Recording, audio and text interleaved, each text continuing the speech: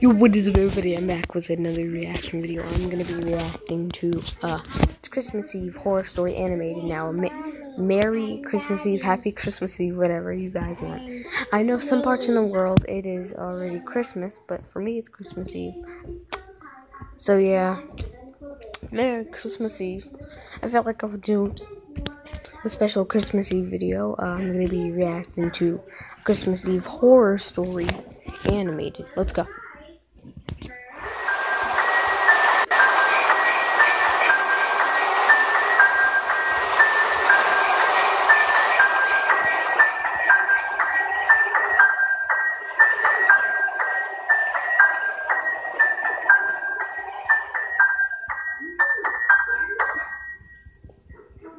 Last year on Christmas Eve, I was working late.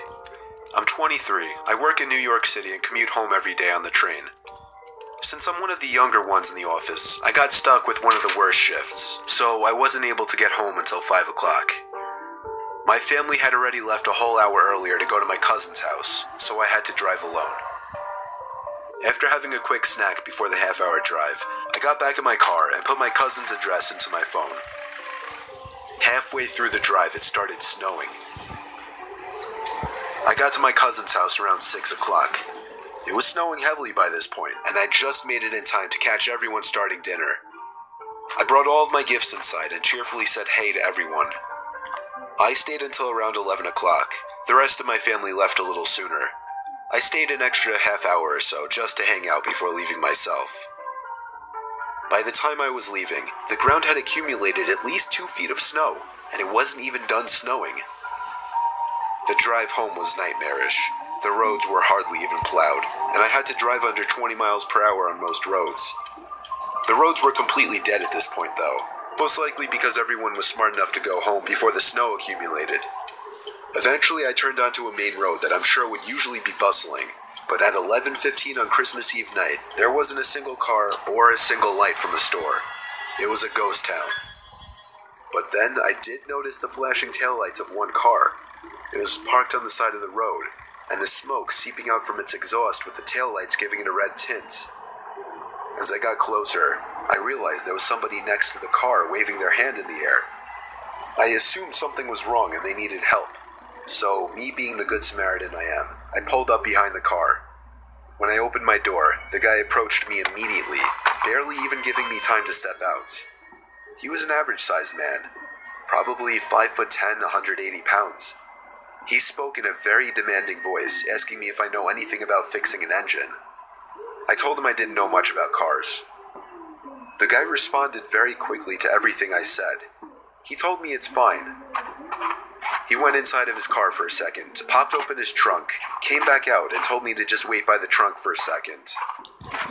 No, yeah, I know it's gonna happen. He's gonna get hit or something. That is not good. Get in your car right now. Get in your car. I had no idea what he wanted me to do.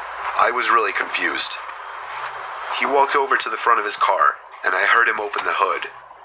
I couldn't see anything he was doing since the trunk was blocking my view, and the loud wind of the snowstorm overpowered any small noises he might have been making. I put my hand on the back of the car and leaned my body in anticipation, when suddenly I heard 3 or 4 quick and aggressive footsteps in the snow behind me before I was pushed into the trunk. The man tried to close the trunk on me, but I kicked my feet up in resistance and held it up. I was able to overpower him and kick the trunk open completely. As I took advantage of the few seconds I had to get out of the trunk, I took out my keys. He tried to grab me now, and I dug my house key right into his neck. He fell to his knees, and his scream echoed down the deserted street. I was in my car and halfway down the road before he could even get up from his knees. A little further down, I called 911 and reported the guy. I came back in 10 minutes to find blue and red lights illuminating the windows of the deserted stores. The police held him until the ambulance arrived for him. I watched the whole thing, and nothing ever felt better in my life. I got home safely half an hour later and told my family everything. I was still very shaken that Christmas, and this remains possibly the most horrific thing I've ever experienced.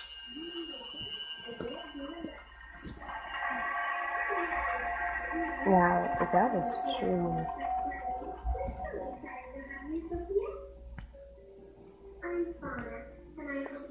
Okay, wow.